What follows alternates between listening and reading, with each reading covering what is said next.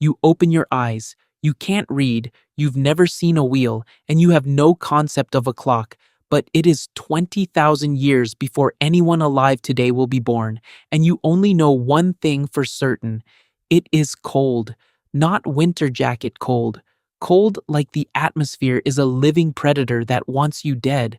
If you suddenly wake up at 2 a.m. tonight, wide awake and staring at the ceiling, don't panic. That's not insomnia. That's your brain running a 40,000-year-old software survival program. During the last glacial maximum, humans didn't sleep in one long 8-hour block. We slept in 2 shifts, and right now, in the dead of the prehistoric night, you are awake because it's your turn to keep the fire alive. If those embers die under the ash, this shelter doesn't just get uncomfortable. By morning, it becomes a tomb.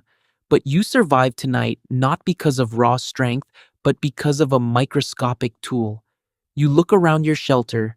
It's a low, dome-shaped hut engineered entirely from mammoth bones and thick hides. Hollywood told you that Ice Age humans were crude cavemen wrapped in loose, ragged furs. Hollywood lied. Loose fur is a death sentence. Wind gets in, sweat freezes, and hypothermia kills your core. Your clothes are tailored, wind-proofed, and form-fitting, featuring stitched boots insulated with dry grass. And every single piece of this survival gear was built using a single object lying inches from your hand, a microscopic needle carved from a bird's wing bone. In this frozen landscape, that bone needle is worth more than all the gold on Earth. Without this tiny technology, Homo sapiens could never have colonized the Arctic tundra. As the sun finally rises over a treeless, white grassland, your stomach growls, leading to a strange truth. Most of what you will eat today won't be hunted, and the strongest muscle keeping you alive isn't what you think. Your body craves fat, grease, and bone marrow. You smash open a stored mammoth bone to dig out the calorie-dense center, chewing with intense force. Evolutionary biology shows that our ancestors' jaws were perfectly developed to chew these raw, tough foods, completely avoiding the dental crowding and wisdom teeth impactions we suffer from today.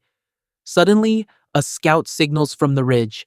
A mammoth herd is moving. It's time to face the largest land animal on the continent with a sharpened stick. But you are not charging this giant. You are about to use pure physics as a weapon. Charging a woolly mammoth is suicide. Instead, your band uses deep, silent coordination, communicating in absolute silence using subtle hand signals. In your grip is an Atlatl, a carved wooden spear thrower that acts as an extra joint in your arm. This simple tool leverages physics to launch a spear at over 60 miles per hour, packing enough kinetic energy to pierce thick mammoth hide. You steer a slower, older animal towards soft mud until its massive weight betrays it.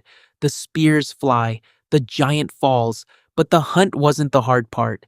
Now begins a frantic race against time, wolves and cave lions to harvest hundreds of pounds of meat before it freezes solid. Back at the camp, you realize the ultimate secret of human survival wasn't the weapon at all. It was love. You cook a rich broth without a single metal pot, dropping fire-heated stones directly into a water-filled animal hide until it boils.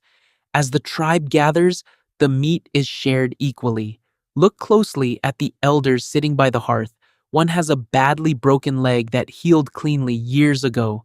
Archaeological finds prove that prehistoric bands spent weeks carrying, feeding, and protecting their wounded, not out of utility, but out of deep devotion.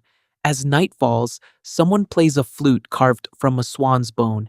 You sit by the fire, listening to stories of ancestors and spirits. Your glowing smartphone screen right now? That is just the modern evolution of the prehistoric campfire. You never left the Ice Age. You are that human, just a little further from the fire.